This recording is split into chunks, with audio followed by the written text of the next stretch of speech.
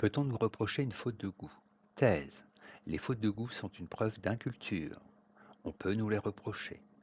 Antithèse. Le goût est subjectif. On ne peut pas me reprocher d'aimer ce que j'aime. Thèse. Le goût exige de la sensibilité, mais se cultive. Le manque de goût est une preuve de vulgarité, de manque d'intérêt et de paresse. Celui qui est capable de reconnaître la bonté doit aussi être capable de reconnaître la beauté. Premier argument. Le goût se conquiert.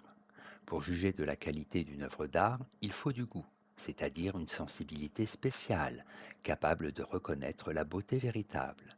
En effet, la beauté artistique ne s'impose pas à tous. Il faut du discernement pour différencier le beau du kitsch. Cette sensibilité n'est pas seulement innée, elle se cultive, c'est-à-dire qu'elle se développe par l'étude et par la fréquentation assidue des œuvres d'art. Deuxième argument, seul l'ignorant n'a pas de goût. Il est possible de cultiver son goût, car celui-ci obéit comme la beauté à des règles objectives, par exemple à des règles d'harmonie dans l'arrangement des couleurs et des formes. Ces règles s'apprennent, comme on apprend les bonnes manières ou un métier. On peut donc nous reprocher une faute de goût, puisque c'est la preuve de notre ignorance et de notre manque d'intérêt pour la beauté. Troisième argument, le goût est une marque de supériorité. Une belle âme ne va guère avec un goût faux, écrit Diderot dans ses lettres. Le bon goût est aussi une marque de supériorité morale et spirituelle. Si je sais reconnaître le beau, c'est parce que je sais aussi ce qu'est le bon. Une belle œuvre d'art ne me procure pas une jouissance grossière des sens, mais une satisfaction sublimée de l'esprit. Antithèse. On ne peut pas nous reprocher une faute de goût. Pour le goût, il n'y a pas de règle. Le bon goût est le plus souvent une affaire de mode. On ne saurait donc me reprocher mes jugements esthétiques, d'autant que le goût n'est pas synonyme de valeur morale. Premier argument, il n'y a pas de règle du goût. On ne peut pas nous reprocher une faute de goût, parce qu'il n'y a pas de règle sûre pour reconnaître le beau. Les règles du goût sont le plus souvent des canons artificiels dictés par la mode.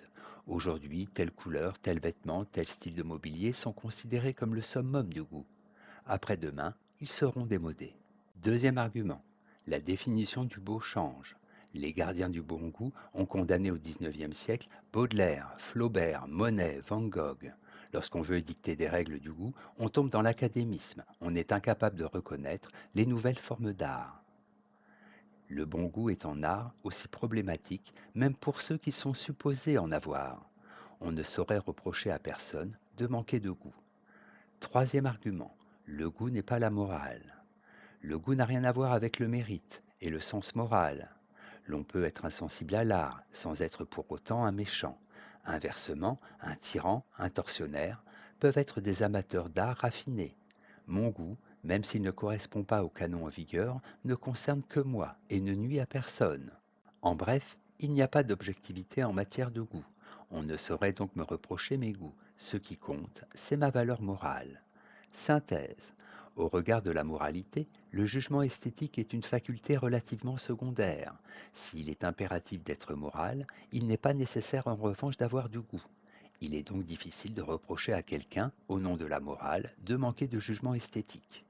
Toutefois, l'argument qui consiste à dire que tous les goûts se valent et qu'il ne saurait par conséquent y avoir ni bon ni mauvais goût ne tient pas. Le goût est une marque de raffinement, de sensibilité, de culture. Il ne dépend pas du niveau social ni de la richesse. On peut posséder les plus grandes œuvres d'art et ne pas avoir les yeux pour les regarder. À condition de ne pas en faire une règle exigeante et superficielle, le goût est simplement la faculté qu'a l'esprit, faculté qui peut être acquise de reconnaître les choses de qualité.